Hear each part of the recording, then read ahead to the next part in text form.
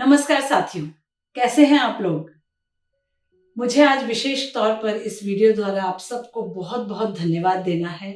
आप लोग पूरे वीडियोस देख रहे हैं, अंत तक देख रहे हैं, काफी मात्रा में सब्सक्राइब कर रहे हैं और अच्छे अच्छे स्वास्थ्य रिलेटेड काफी अच्छे सवाल पूछ रहे हैं, जिनके जवाब देने से, कमेंट्स देने से मेरा अपना काम भी काफी आगे बढ़ रहा है। बहुत बहुत धन्यवाद। चलिए, आज एक बहुत महत्वपूर्ण विषय को लेकर आपके सामने फिर हाजिर हूं। आज का विषय सुनकर आप लोगों की चिंताएं पूरी खत्म हो जाएगी, चिंता मुक्त जीवन हो जाएगा और आप ये भली भांति समझ लेंगे कि आपकी चिंताओं से आपके स्वास्थ्य पर क्या असर पड़ रहा है, क्या असर नहीं पड़ने देना है। तो चलिए साथियों, आज का विषय हम शुरू करें। स्ट्रेस, चिंता युक्त जीवन, तनाव। स्ट्रेस शब्द को अगर आप डिक्शनरी में देखेंगे और इसका शब्द का मीनिंग जानने की कोशिश करेंगे तो पाएंगे कि स्ट्रेस मतलब तनाव, तन जाना, तानना। अपनी फिजिकल कैपेसिटी को, मेंटल कैपेसिटी को जब चैलेंजिंग सिचुएशंस मिलती है, जब अनटोवर्ड कुछ होता है जो फेवरेबल नहीं है, ऐसी सिचुएशंस जब आपको हैंडल करनी पड़ती है तो वह आपके लिए स्ट्रेस लेकर आती है। अब ये फिजिकल लेवल पर स्ट्रेस जब होता है तब आप काफी फिजिकल मेहनत करते हैं, अपनी कैपेसिटी से आगे बहुत व्यायाम कर लेते हैं या कुछ काम कर लेते हैं और आपको स्ट्रेस का सामना करना पड़ता है। वो कभी कभार होता है, लेकिन ज्यादा इन दिनों जो हम सब सहन कर रहे हैं, जिसका सामना कर रहे हैं, वो है तनाव। फिजिकल तनाव बहुत कम बार हम सहन करते हैं या ऐसा मौका आता है जब हम अपनी एक्सरसाइज द्वारा या अपने कामकाज द्वारा हमारे ऊपर फिजिकल स्ट्रेस आया है। लेकिन ज्यादातर इन दिनों जो मैं सुन रही हूँ, जो हम सब सहन कर रहे हैं, वो है मेंटल स्ट्रेस, तनावग्रस्त होना, चिंता युक्त होना। क्या होता है इस चिंता के समय हमारे शरीर में, स्वास्थ्य क्यों बिगड़ता है, वो थोड़ा डीप में समझने की कोशिश करेंगे। साथियों, जैसे ही हम किसी स्ट्रेसफुल कंडीशन में या चैलेंजिंग सिचुएशन में आते हैं, फॉर एग्जाम्पल अचानक आपके सामने शेर आ गया है या अनफेवरेबल कंडीशन है, इसमें या तो आपको उस शेर से फाइट करना है या फ्लाइट करना है, भाग जाना है। ये डिसीजन जैसे ही आप लेते हैं, आपके शरीर के अंदर कॉर्टिसोल और एड्रेनलिन नाम के ऐसे हार्मोन सीक्रेट होते हैं जो आपकी उस समय अचानक शक्ति को द्विगुणित कर देते हैं।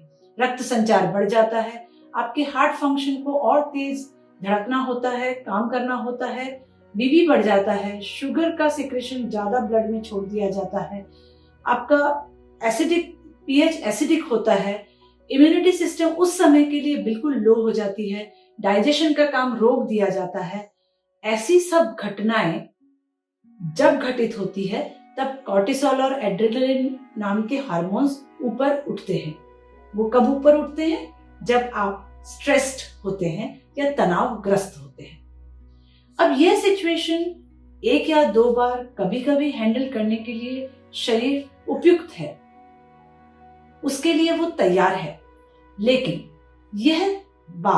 यही सिचुएशंस आपको बार बार सहन करनी पड़े, आपका स्ट्रेस क्रॉनिक हो जाए, स्ट्रेस लेने की आदत हो जाए, आप चिंताग्रस्त रहने में अपने आप को पूरी तरह ढाल लें, तो ये हार्मोन्स कितने बढ़े हुए रहेंगे और बाकी के हमारे जो सिस्टम्स उन हार्मोन्स को के हाई सीक्रेशन के समय काम करते हैं, वो कितने खराब हो जाएंगे आप सोच कर देखिए। आपके लंग्स को ज्यादा काम करना पड़ेगा, आपका हार्ट थक जाएगा, ब्लड शुगर बढ़ेगा, एसिडिटी बढ़ेगी, डाइजेशन हमेशा खराब रहेगा, हार्मोन्स डिसबैलेंस हो जाएंगे। ये सारी सिचुएशंस अगर चिंता करने से, चिंताग्रस्त रहने से, नकारात्मक विचारों के बार बार मन में आने से होती है, तो क्या आप चाहेंगे कि आप इसी सिचुएशन में बने रहें? आप कितना भी अल्कलाइन फूड खा लें, एक्सरसाइज भी कर लें, सूर्य स्नान ले लें, लेकिन आपके विचारों पर आपका काबू नहीं है, तो आपका बहुत बड़ा नुकसान है। आदरणीय डॉक्टर रमेश जी बिजलानी बहुत बार कहते हैं कि thoughts are not luxury, they are your responsibility.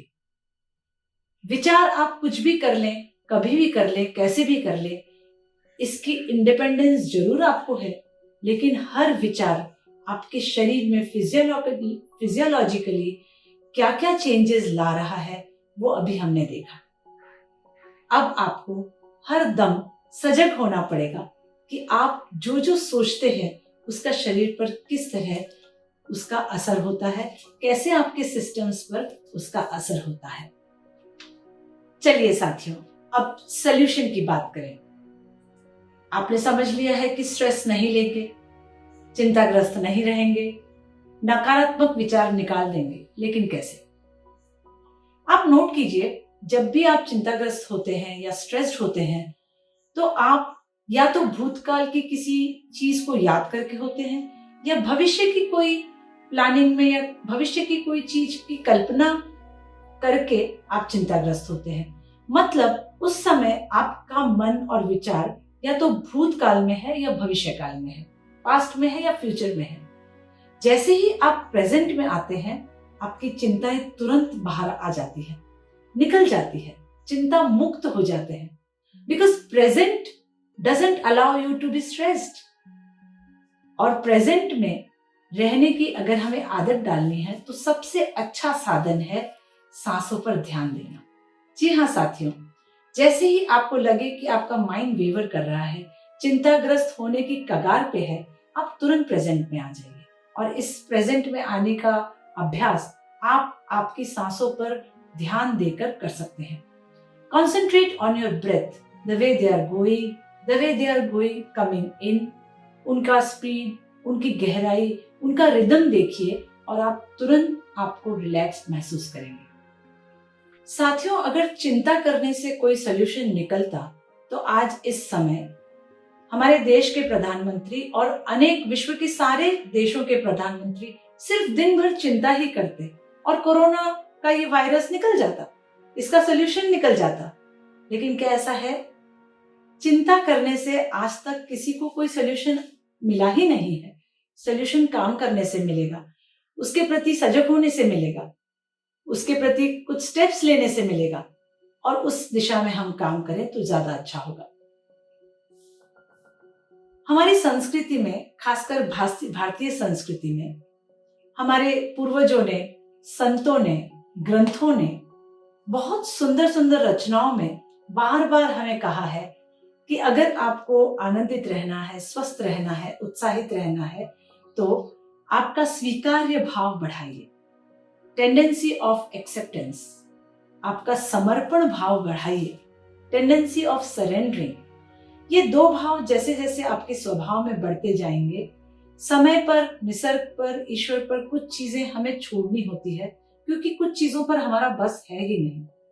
जब हम अपने अंदर यह प्रवृत्ति डेवलप करते हैं, यह स्वभाव डेवलप करते हैं, धीरे धीरे हम डिस्ट्रेस होते जाते हैं, चिंता मुक्त होते जाते हैं। निसर्गोपचार में स्ट्रेसफुल कंडीशन से बाहर निकलने के लिए दो बहुत अच्छे उपाय हैं। पहला, अगर आप चिंताग्रस्त रहते हैं, हमेशा स्ट्रेस रहते हैं, तो ऐसे लोगों को धूप स्नान अवश्य करना चाहिए। व्यायाम और धूप स्नान, ये दोनों चीजें आपकी मदद करेगी। और दूसरा, प्राणायाम का अभ्यास रोज आपकी साधना में होना चाहिए। जब इन दोनों का आपके साधना में उपयोग होने लगेगा, इन दोनों को आप आपके जीवन शैली में शामिल कर लेंगे, आपको स्ट्रेस हैंडल करने में काफी आसानी होगी।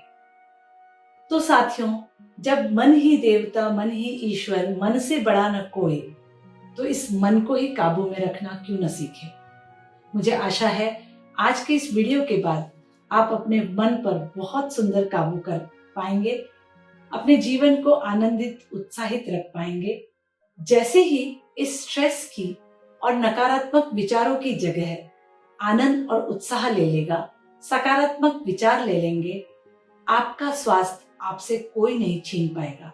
आप बीमारियों से कोसों दूर चले जाएंगे। अगले वीडियो तक आपसे विदा लेती हूं। धन्यवाद। आज हम योग के अभ्यास में ही प्राणायाम का अभ्यास सीखेंगे। आप सब तैयार हो जाइए। नमस्कार साथियों, आज योगाभ्यास में हम प्राणायाम सीखने जा रहे हैं। प्राणों का आयाम। यह प्राणायाम आपकी जीवनी शक्ति को बढ़ाएगा और सभी प्राणायामों के अभ्यास में सबसे अग्रिम किए जाने वाले प्राणायाम को आज हम सीखने जा रहे हैं, अनुलोम विलोम प्राणायाम। इसे नाड़ी शोधन प्राणायाम भी कहते हैं। सारे नाड़ियों को शुद्ध करने में यह सहायक है, बहुत हितकारी है, इसलिए इसका नाम नाड़ी शोधन प्राणायाम भी है। चलिए प्राणायाम सीखते हैं और करते हैं। यह प्राणायाम आप पद्मासन में, अर्ध पद्मासन में, सुखासन में, वज्रासन में या चेयर पर बैठकर भी, लेकिन सुखकारक स्थिति में आपकी बैठक स्थिति हो, इस तरह से कर सकते हैं। रीढ़ की हड्डी आपकी सीधी होनी चाहिए, लेकिन बिल्कुल तनाव में नहीं, सीधी, ताकि आपका एनर्जी फ्लो होता रहे। कंधे इस तरह से ढीले छोड़े हुए, दोनों हाथों का कप बनाकर अपने दोनों घुटनों पर रखने हैं। कोहनियां मुड़ी हुई। यह आपकी स्थिति पक्की होने के बाद में सांसों की गति देखिए। आपकी सांसें फुल नहीं रही है, तेज गति से नहीं चल रही है, यह जरा चेक कीजिए। हो सके तो आंखें बंद कीजिए ताकि आप आपकी सांसों पर पूरी तरह ध्यान लगा सके। हाथों की यह प्रणव मुद्रा, प्राणायाम मुद्रा, यह मुद्रा खासकर इसलिए ली जाती है कि दोनों नासिकाओं को बंद खुला करने में यह आसानी देती है। दूसरा, जब आप एक नासिका बंद करके दूसरा खोलते हैं तो आपके मुंह से आप फ्री रहते हैं, नासिका में किसी तरह से श्वास अटक नहीं सकता है। यह प्राणायाम मुद्रा खासकर लेने का प्रयास कीजिए। अनुलोम विलोम प्राणायाम के लिए हम 2 स्टेप्स में से सीखेंगे। पहले सांस लेना, मतलब पूरक सांस दूसरी नासिका से छोड़ देना। वापस जिस नासिका से आपने सांस छोड़ी है उसी से वापस पूरक, और दूसरी नासिका से सांस छोड़ देना, रेचक। सांस लेने को योग भाषा में पूरक कहा जाता है और सांस छोड़ने को रेचक कहा जाता है। तो अब मैं पूरक और रेचक की भाषा में बात करूंगी। चलिए पहले लेफ्ट नॉस्ट्रिल बंद करेंगे, राइट से पूरक, 1 2 3 4 5। राइट नॉस्ट्रिल बंद करके लेफ्ट से रेचक, 1 2 3 4 5 6 7 8 9 10। आपने नोट किया होगा हमने जो समय पूरक में लगाया था, ठीक उसी से डबल समय हमने रेचक में लगाया है, पूरी तरह सांस छोड़ने में लगाया है। इसका विशेष ध्यान रखिए। अब हमने यहाँ से सांस छोड़ा, फिर से 1 2 3 4 5 पूरक, राइट से रेचक, 1 2 3 4 5 6 7 8 9 10 रेचक।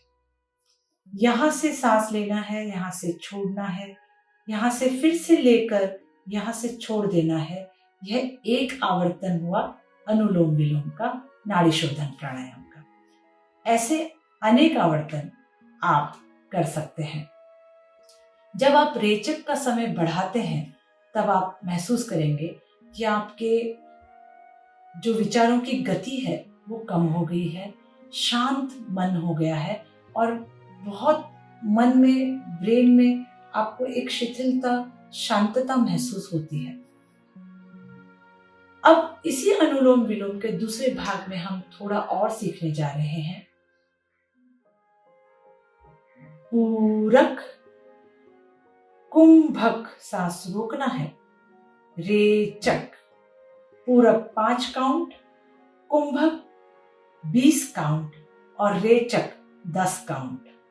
वापस यहीं से जहां से रेचक किया वहीं से पूरक 20 काउंट रुकना है और वापस रेचक 10 काउंट छोड़ देना है।